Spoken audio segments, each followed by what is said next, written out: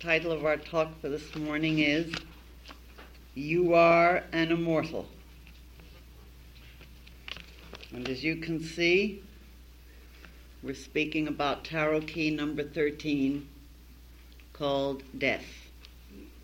And there before you on the tarot key we have this rather grim looking figure, looking like the Grim Reaper, reaping. You can see it's reaping, obviously, and seems to be reaping some very peculiar kinds of things there. On the surface it looks like a very unbeautiful key. After all, who enjoys looking at a skeleton? Also, the reaping aspect doesn't look very appetizing either, does it, on the surface? But symbolically, what we see here is that this figure is reaping understanding. That's the woman's head, assigned to Bina, understanding.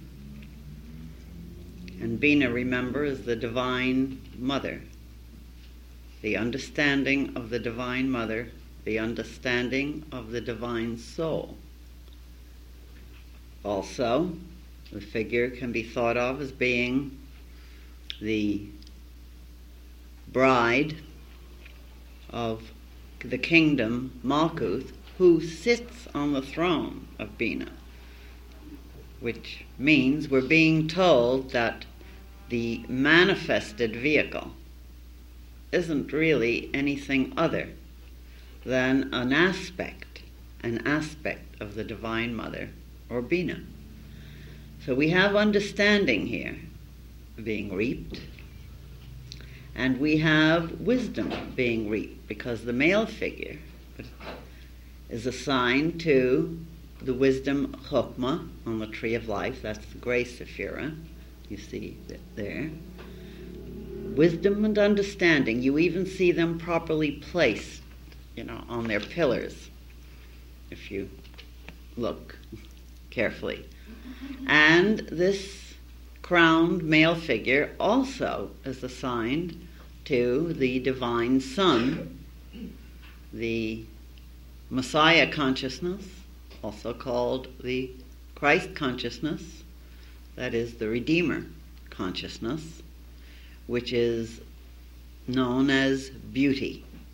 So that wisdom, beauty, the Divine Son, and understanding, the Queen, the Divine Daughter, are being portrayed here as that part of what is being reaped. We also have hands and one foot.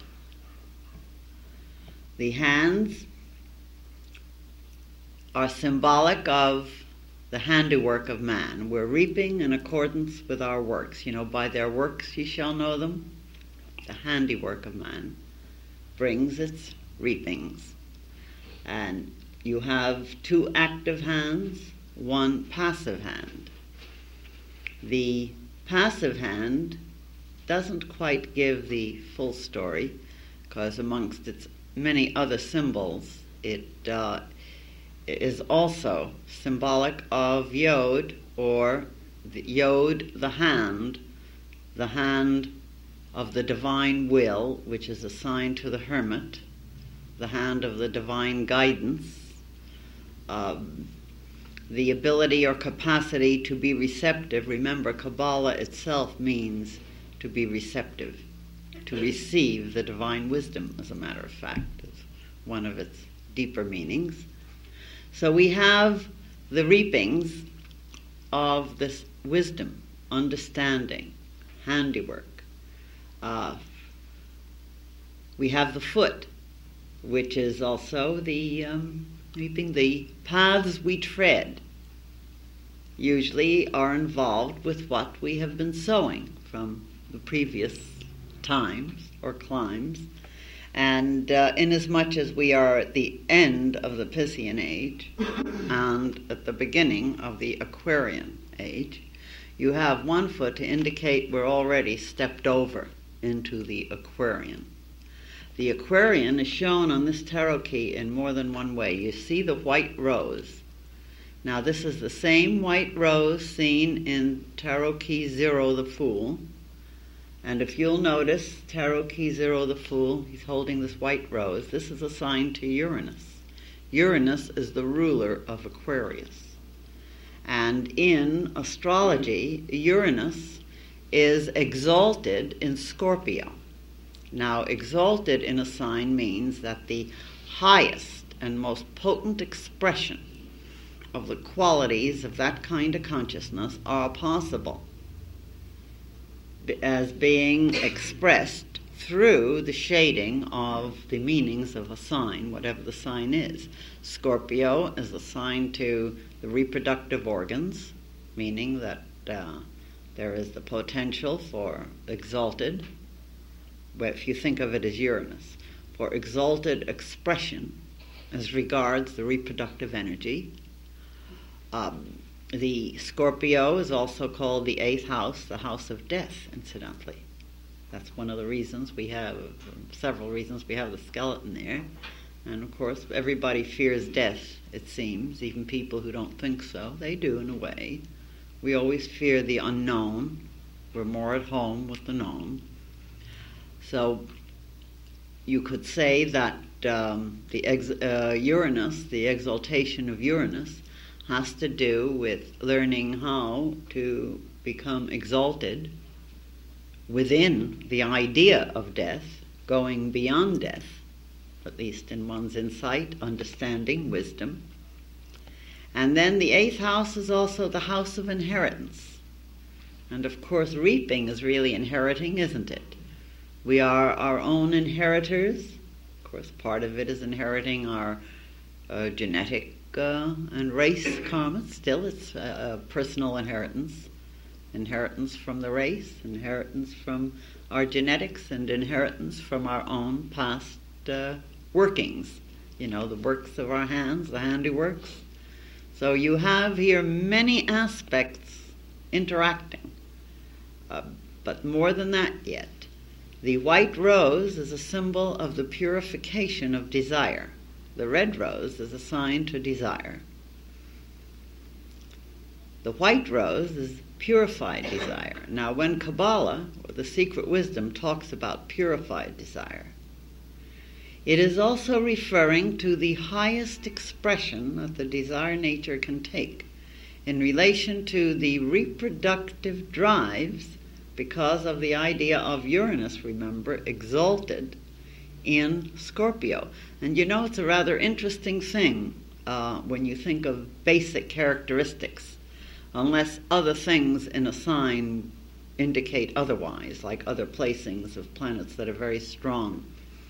The Uranian temperament is not given to going into states of lust or desire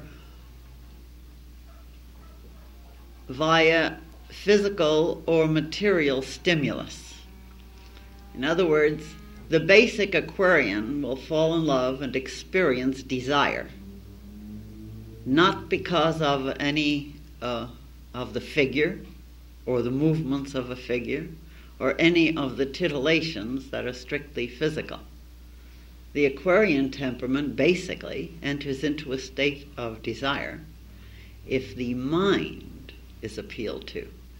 Isn't that a rather interesting aspect? Many Aquarians think of themselves as being rather abnormal when they listen to other people speak about what excites them, for example. And if you know various temperaments, I think you'll discover that this is basically correct. Mind you, a person isn't just where the sun sign is. You have other elements entering into a chart. Also, all of us have the power to transmute our charts. We are all children of the Aquarian age. helping to usher in the Aquarian age.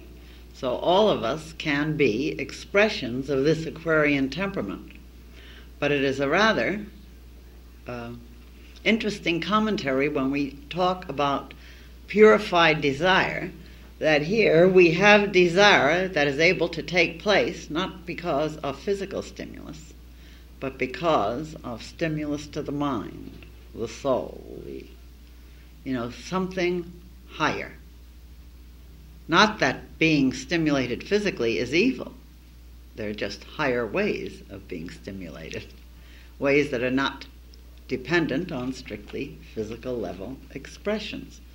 And of course, in purified desire, we find that the energies that drive us towards union on the physical plane are the self-same energies that give us the experience of union with God, union with humanity. And remember, the Aquarian the Aquarian age is thought of as the brotherhood of man. That is, when man feels in union with man. When we feel like we are a brotherhood, and we act like we are a brotherhood, that is one of the indications. The response is other. We talk about it on and off in our Thursday night classes about this particular aspect. But I think that this basic idea of purified desire has not been stressed quite enough before, especially when you consider that this tarot key is assigned to Scorpio, the reproductive organs, therefore the Mars drive, the very drive that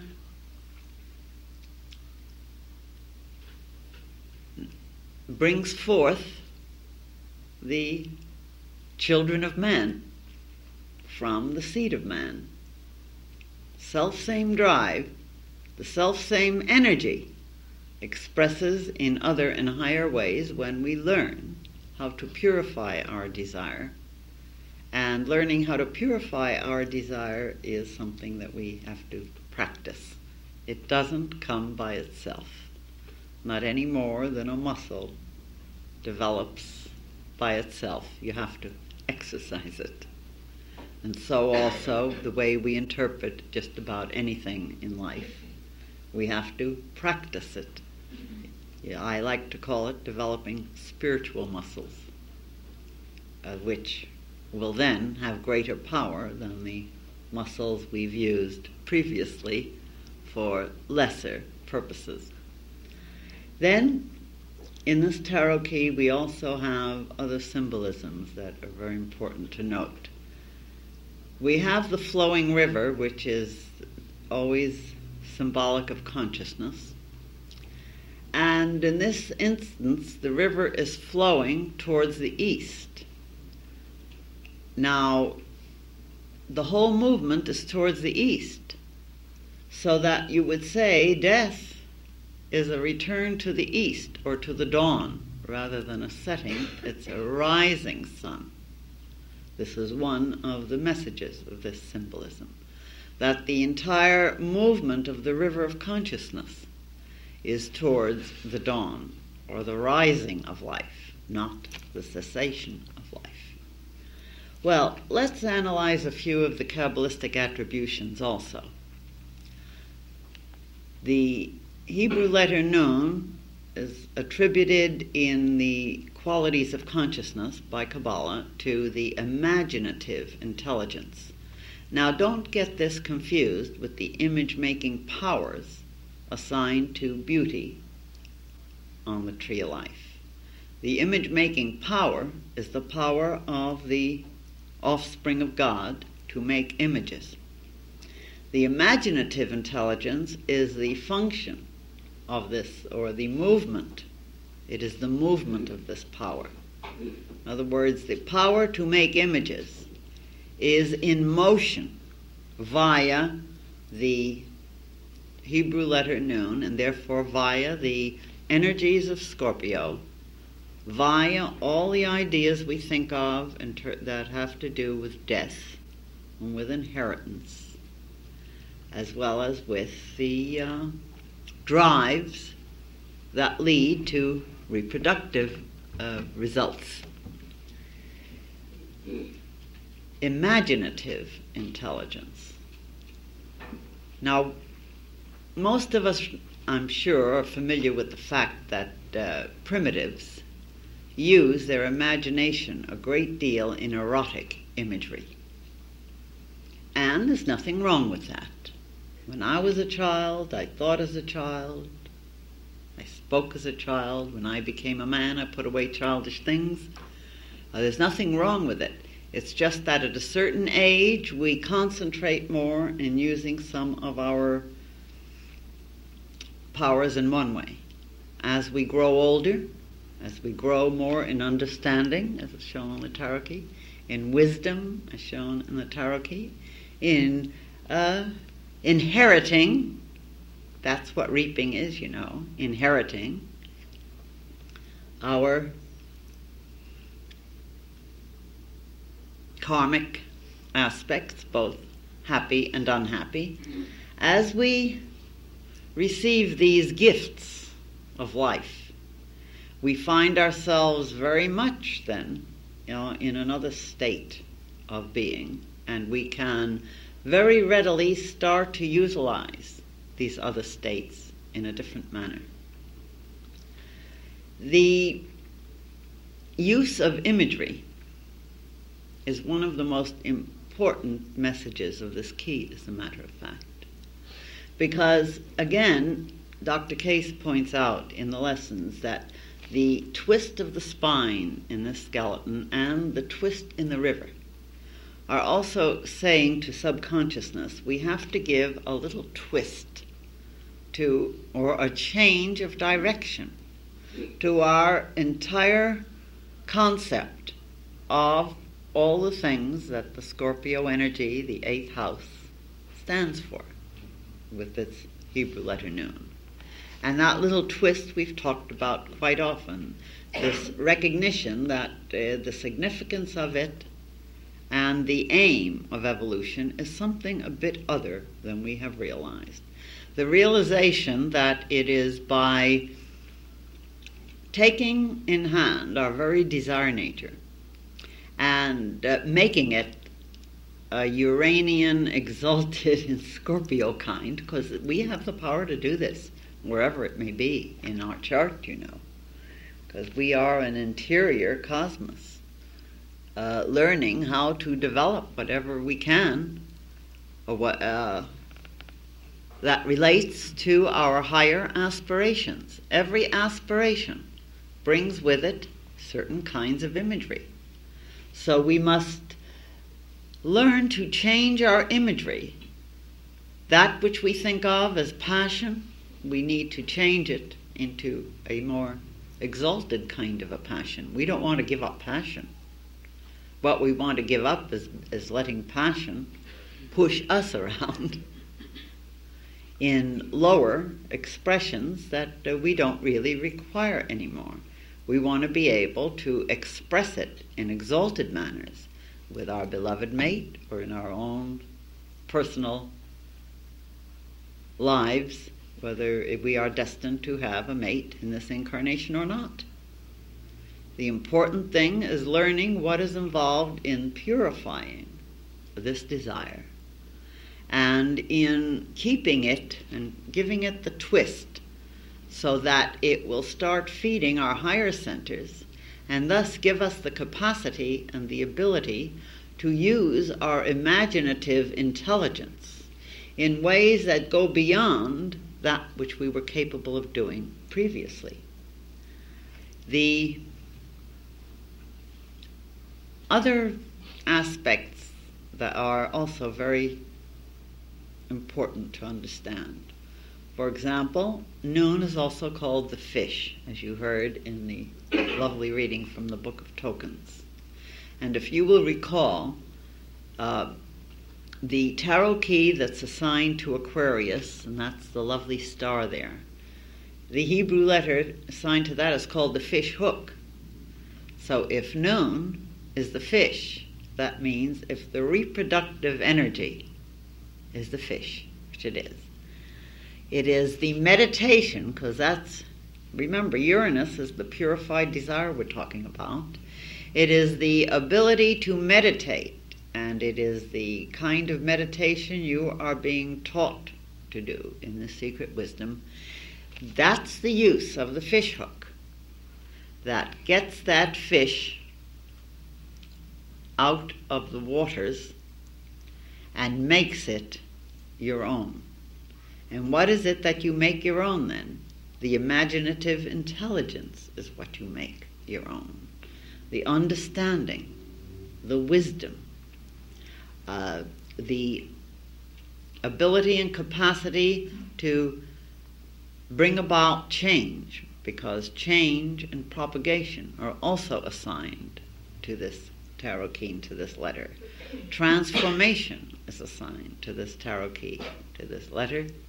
So you see, the ability to, through meditation, to hook this fish has a great deal to do, in fact it has everything to do, with the ability to discover that you are an immortal. Death is something on the physical plane that we see all the time. And we see it in more ways than one. We don't even realize that we're seeing it most of the time. We don't seem to realize that there could be no such thing as life if there were not also death. Because life is a continuous movement. And movement in itself requires going from something to something else. Now, if we're going from whatever is a something to the something else, that something has to cease to be in our immediate now. In other words, we are forever dying to old thoughts, old concepts, old experiences, but we do not recognize it. Our very bodies, our cells, keep dying all the time, and that's why we're able to have a body that has life. Indeed, if the cells did not keep dying all the time, we could not have the kind of body that is able to keep a balance, a movement of livingness, a process of growth from which we could reap the understanding and the wisdom. When in Genesis, the serpent, and remember that's one of the symbols for the Scorpio energy, the serpent, the eagle, and the Scorpio. All three are symbols of the reproductive energy, the reproductive power. So when the serpent told Eve that the knowledge of good and evil, that is the fruit of the knowledge of good and evil, is good for wisdom, you see, inevitably also it was making it necessary, in order to gain wisdom, you have to take on the kind of consciousness, the kind of experience that takes you out of one thing into another. And being taken out of one thing into another can also be called another aspect of the idea of life and death. We have a way of fearing death and of weeping over death. And we have a way of rejoicing over the birth of life. And yet, those who know, the wise ones who have gone beyond the outer forms of this birth and death as it's understood, they tell us that the moment any aspect of life is born, it has the privilege of continuously dying until the final cessation of that particular vehicle, and that indeed death, rather than being something to fear, is something that we should all be very, very happy to have existing in this world and in this consciousness.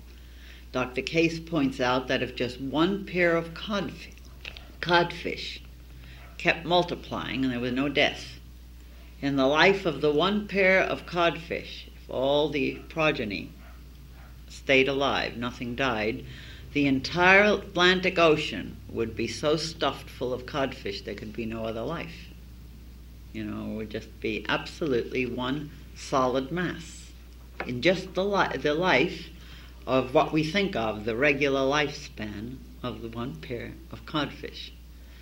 Therefore, does it not seem that death is a rather fine idea in order to keep various movements going? We have apparent death take place at the end of a special season. Then comes a new season, and a new seed comes into being. You see the seed in this tarot key. Doesn't show clearly there, but it's in the upper left-hand corner. It should have been painted white, as I remember, so as to show up. But is it painted there? No, neither. Seems to me I recall it should be painted white. Maybe we overlooked putting it in the instructions. That's quite possible. But it's because otherwise it doesn't show up from its background. Anyway, that is the seed of life. And that seed of life walks hand in hand with death. And isn't it interesting that the reproductive organs from which life comes, because after all, pregnancy takes place through using this energy, that it is this self-same sign with its letter attribution that is also assigned to death? Well, the message of the secret wisdom basically is that which we call death is really transformation and change. And it is what makes that which we call life possible. If there were no death, there could be no change. Change and death are synonymous. A Hitler would remain a Hitler. There could be no changing. A monster would have to remain a monster. There could be no way of changing. It is only because of the benevolence that exists in life, the benevolence of death, the benevolence of change, that we have growth, we have evolution. So all of evolution is really, as Dr. Case calls it, like the beads, the white, in the Book of Tokens it's mentioned, like the white and black beads on the single string. And therefore it isn't a cessation of being as much as it is a change from being one thing into another. But as I pointed out, we have a way of thinking that if a thing changes from one thing, then it has ceased to be. And yet, the body you have right now, not a single cell in your body is the same cell you had something like a year ago.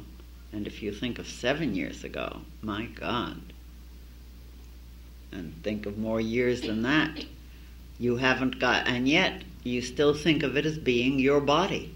But it is the principle of death that has kept you in the state where you are able to keep a line of lives and deaths going, so that your consciousness was able to go through experience to reap its understanding, its wisdom, its harvests of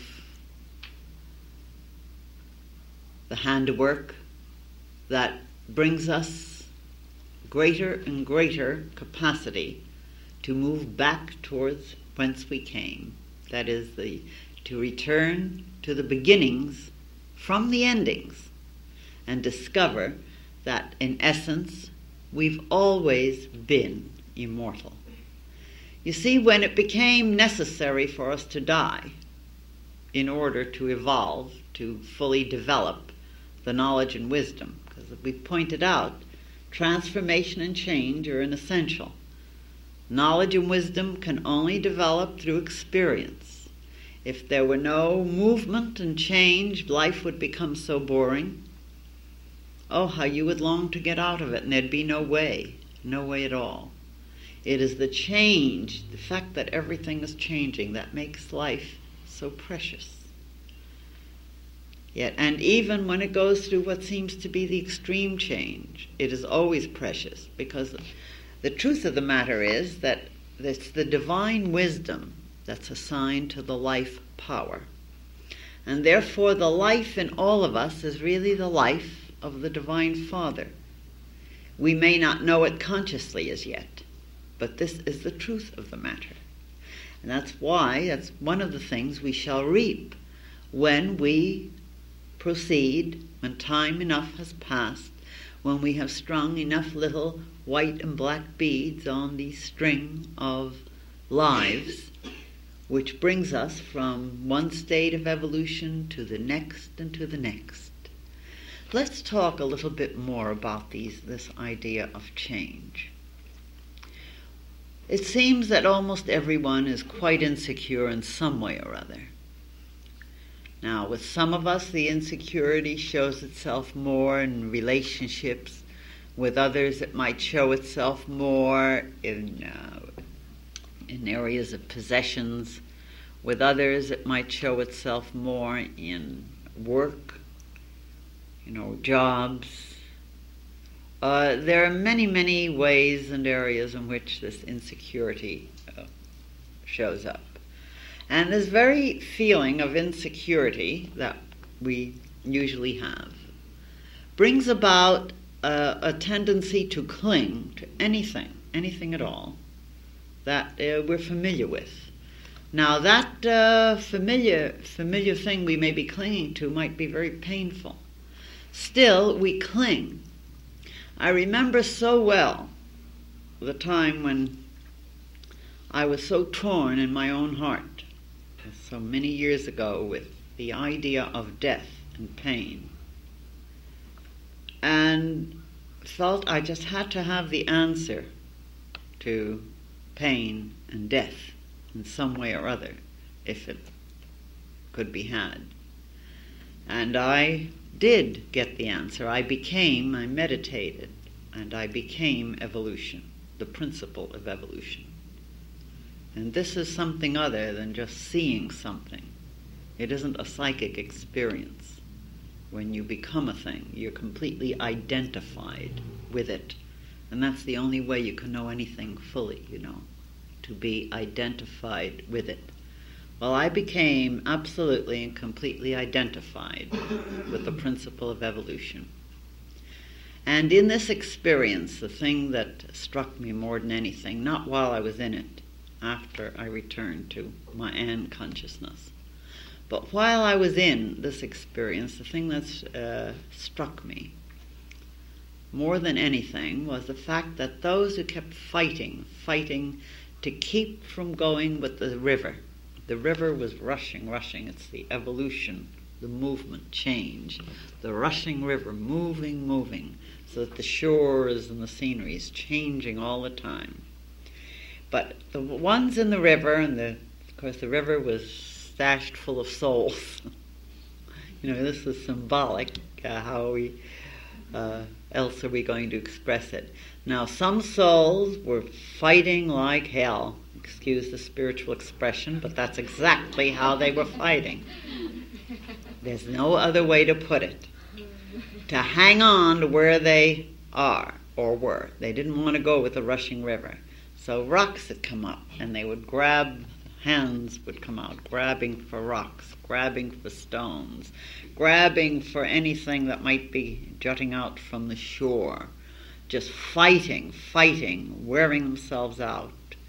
And the only result was they were bruising themselves, cutting themselves, drowning themselves, just becoming just a mess.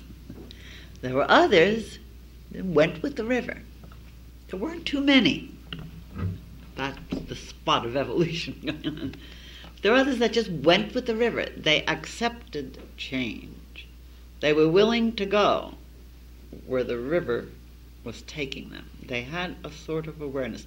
They were working with it. In a way, it was almost like you swim with a current. And occasionally you even float. You take a little rest and and you watch the scenery, and then you go some more. So you had everybody, or all souls, all livingnesses, in this rushing river. And some were absolutely slashing themselves into ribbons, and others were having a ball. And they were all going to the same place.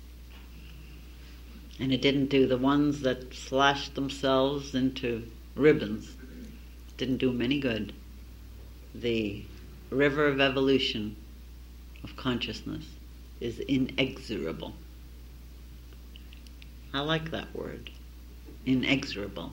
You can't get out of the river of evolution, so why fight it?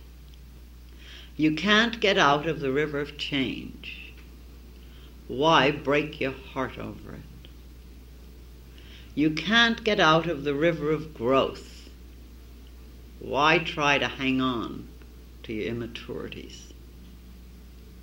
You can't get out of it. The river of consciousness inexorably is taking all things with it because you belong to it. You belong to the consciousness of God, to the rushing river taking you to the ocean. And I experienced the river, and I experienced the ocean. And everything, the slashed and the calm, beautiful, peaceful, all went into the ocean. That was the, shall we say, the goal. You might call it the goal of the divine will. Everybody had to get there, whether struggling, screaming, tantruming, slashing, kicking, or helping. Eventually, you had to get to the ocean, you see. And in that ocean, what did you have? And what do you have? Because it isn't what was is, and ever shall be.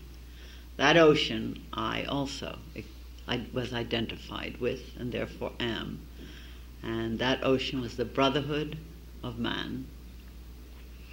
The knowledge of the unity of life, the knowledge of one's immortality. Because when you know, when I say know, I mean more than intellectual knowing. I mean something more than even emotional knowing. It's a knowing that comes from an extraordinary, one or more direct experiences. There are different kinds and different degrees of the knowing.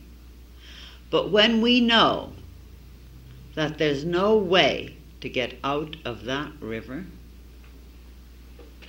I think then perhaps we become more willing to go along with it. It's pretty much like the saying, if you can't lick 'em, join 'em.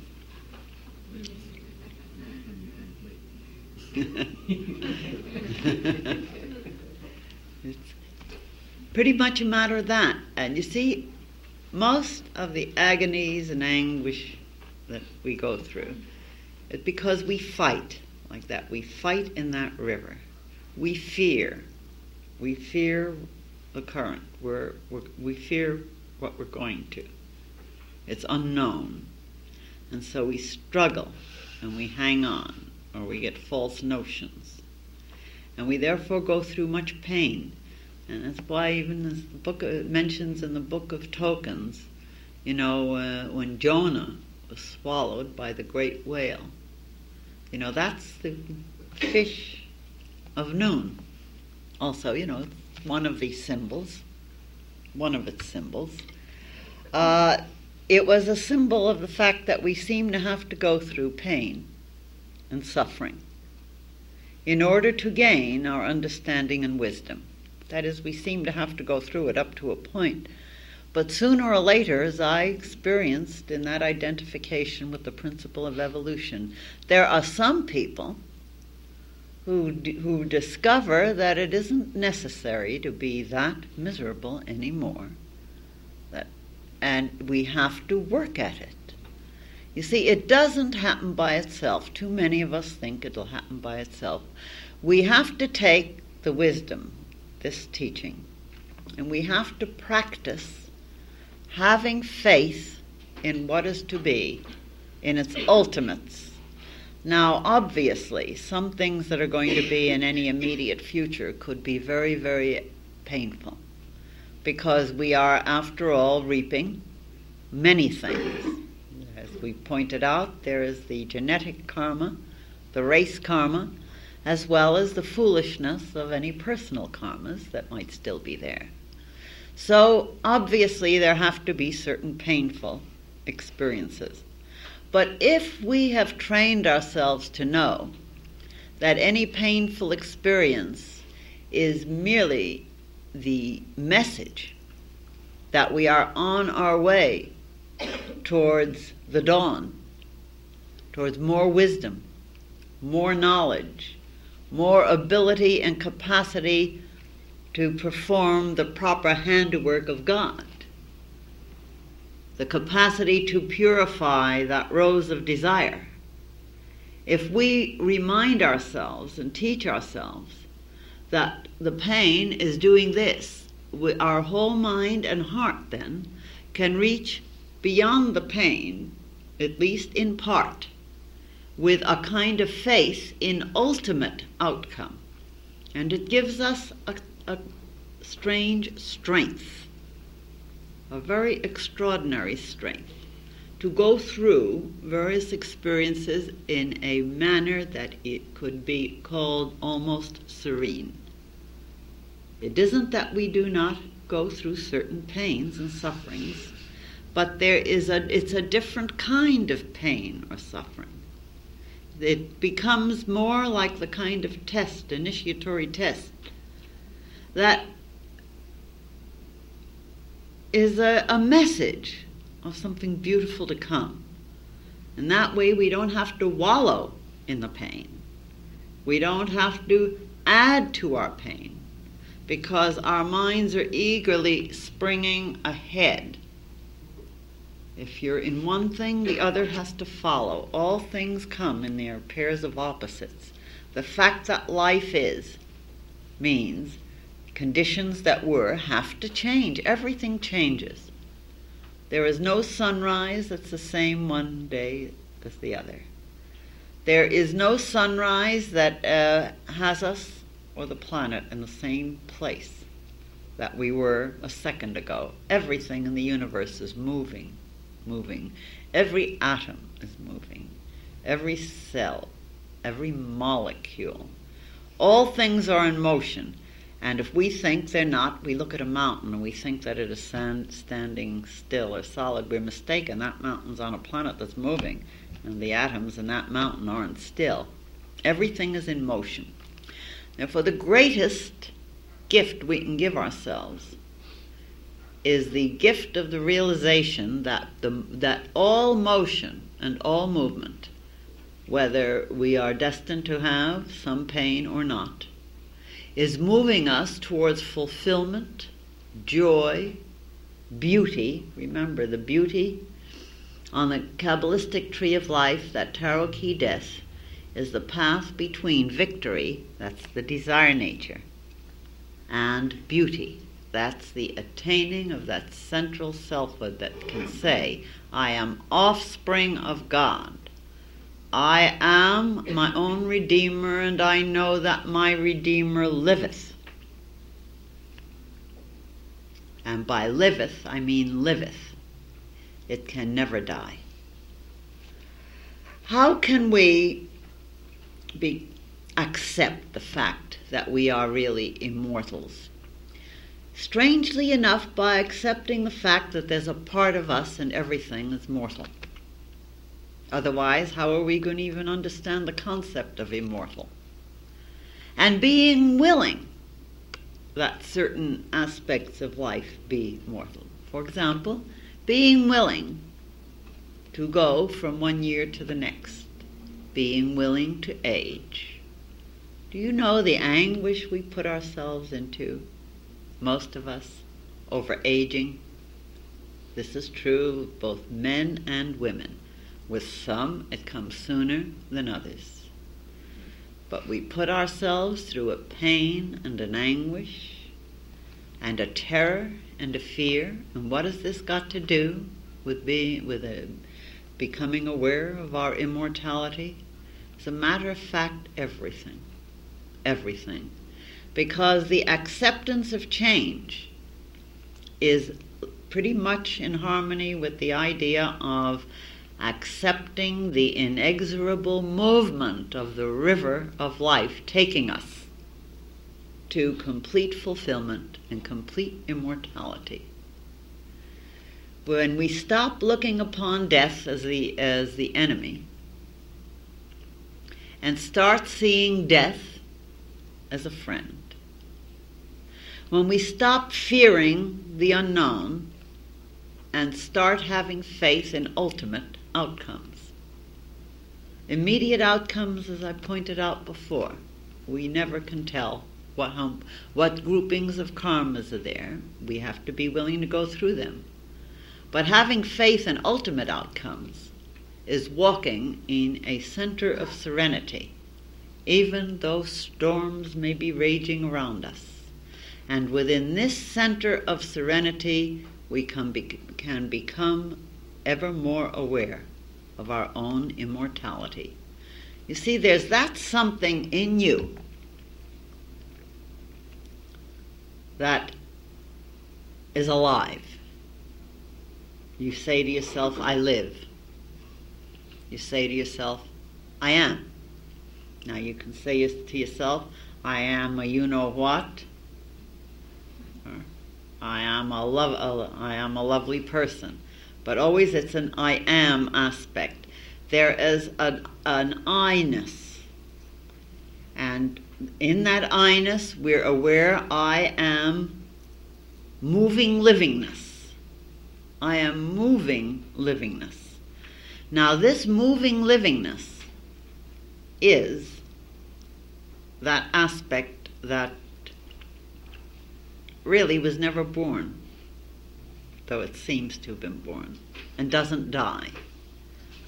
Sooner or later, all of us are destined to experience it in different ways.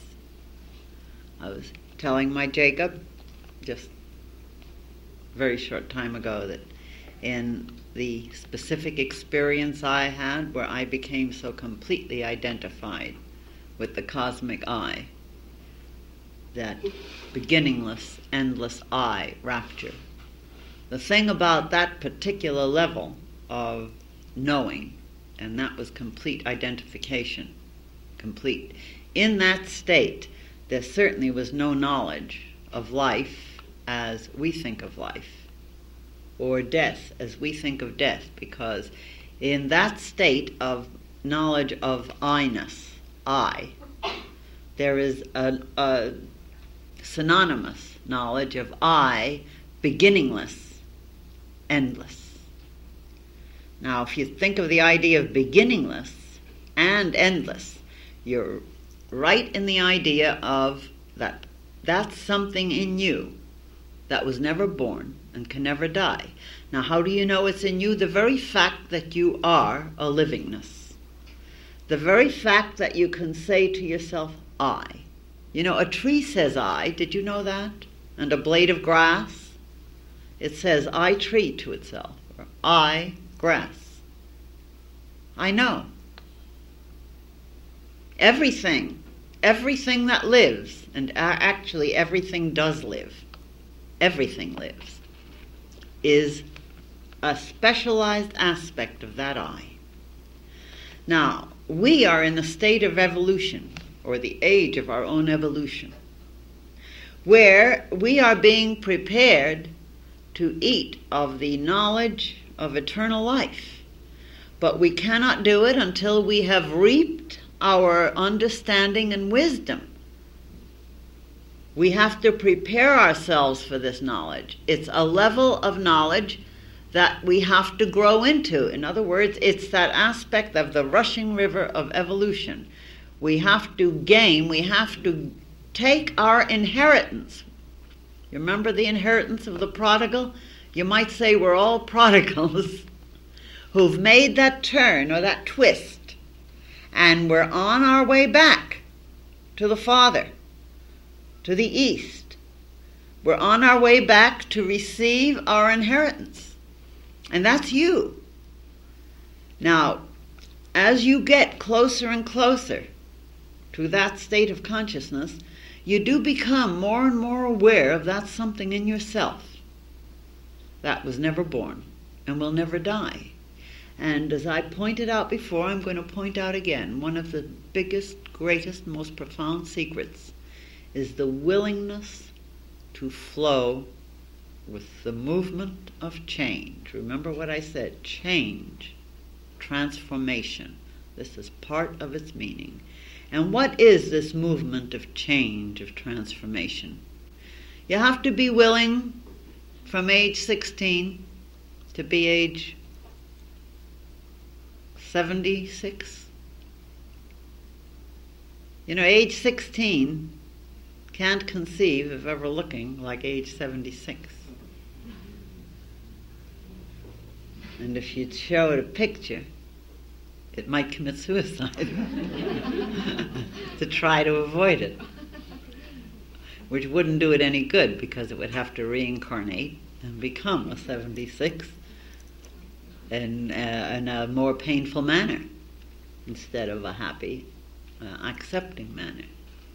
You see, the thing is, we interpret things that we see erroneously. If we look or train ourselves, because it doesn't happen by itself, if we would teach ourselves to search for, as we look and look, to search for the beauty. You see, death combines beauty with victory, remember. Ah, death, where is thy sting? Well, when we have the victory over that idea of change, death cannot really sting us in the same way anymore, because we recognize that death is just birth into our other vehicle, and that when we're ready to reincarnate into this plane again, we sort of die on the other plane to be born in this. We go back and forth until we've achieved the proper growth. But that proper growth has to include our search for beauty. And when I say search for beauty, I mean this literally. Wherever we go, beauty is in the eyes of the beholder, it has been said. You want to know yourself as an immortal, you're going to have to search. You're going to have to try to become the beholder of beauty. You will not behold it if you do not search it out.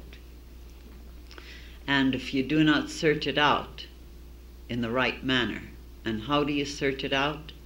It's everywhere.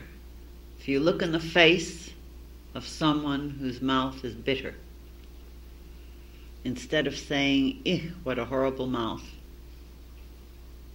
do you know it would not be a bad idea to say, "How beautiful is this mouth going through its grief and its anguish, feeling its bitterness.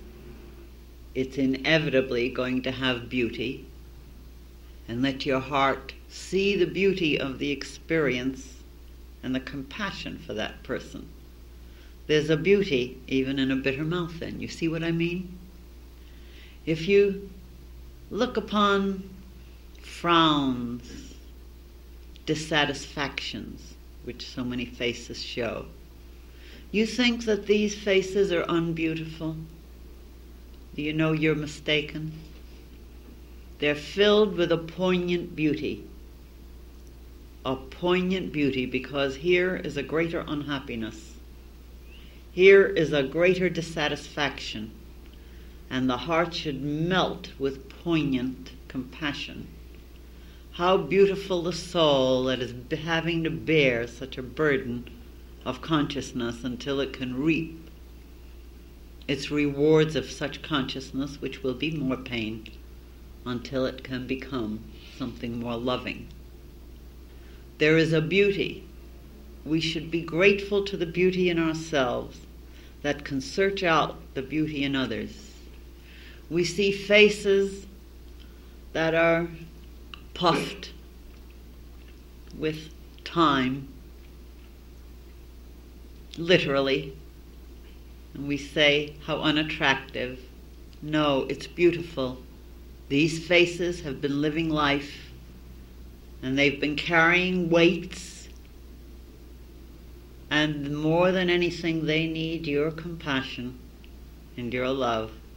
You should not deny them, at least the kind of love that is compassion love, because it is beautiful. So search for that beauty. Don't just look for it in a person that has evolved the capacity to shine out some beauties. That you should look for too. You should try to see it in the faces that don't know how to find beauty yet, because even that has its beauty. Everything is part of the one life. You cannot lock it out. You cannot lock it out, though you try to take 1,000,000 trillion keys and put 1,000,000 trillion locks on doors and jails. You cannot lock them out. They're all part of that one life. Love life. Love the livingness of life. Love the poignant pain of life.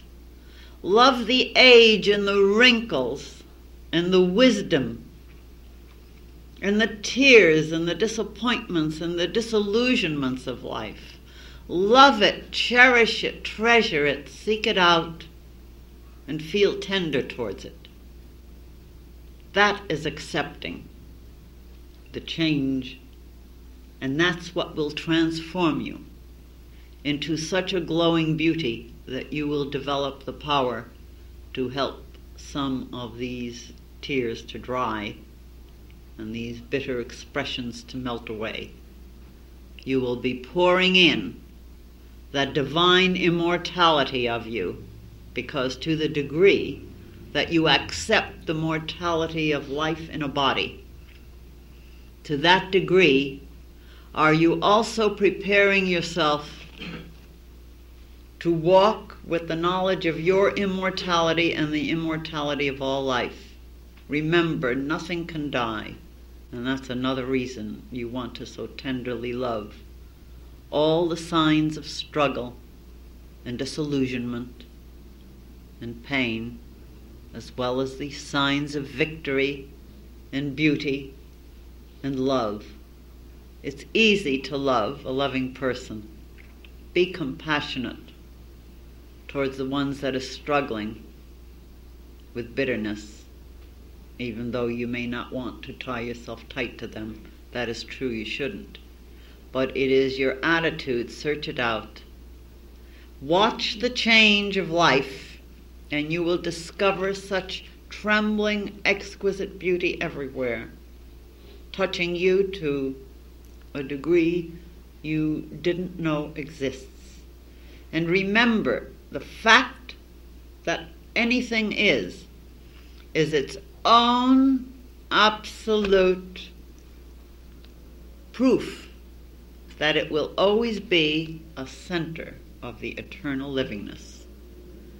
From our Eastern brethren, we have such a beautiful little poem that says, "Never the spirit was born, the spirit will cease to be never. Never a time it was not, end and beginning are dreams. Birthless, deathless, and timeless abideth the spirit forever. Death hath not changed it at all, dead though the house of it seems. You are that spirit.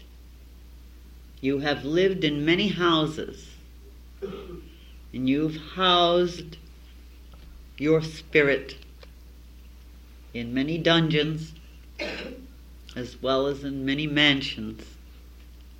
And you've now come to the place where you can cooperate with the movement of the rivers of your consciousness, where you can start pervading your heart and soul with greater beauty, where you can keep saying to yourself, I am an immortal.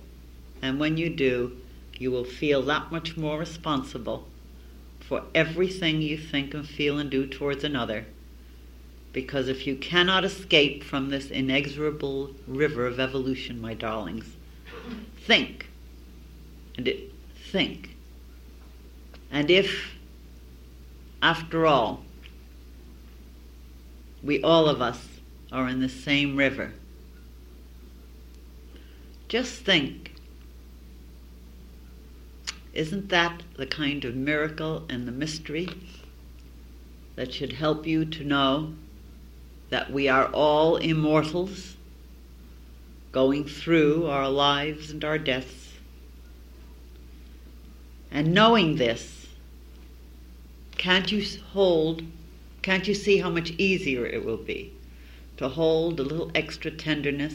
Everything is leaving us just as fast as we have it. You cannot grasp this instant. The moment you're grasping the instant, it's gone, everything, it's moving. You cannot grasp this fraction of a second. The moment you try, it is gone. You cannot grasp and hang on to anything. It is moving, it is moving. Love that movement and work with it. And say, and keep reminding yourself, I am an immortal. I am an immortal being grown and moved towards full experience and knowledge of my immortality. And I walk amongst immortals who know not that they are that. But they are. And I am. And for this reason, and because I know that I cannot escape it also, let me shed this beauty that key divides it. Let me find it. Let me search it out with my eyes, with my ears, with my fingertips, with my tongue, with my nostrils. Let me search it out with every faculty good God will give me for as long as I can. And in that way I will be floating with this river towards the sure knowledge of my immortality, because I will become identified with it eternally. Take that with you. I pray I've given you a touch of something.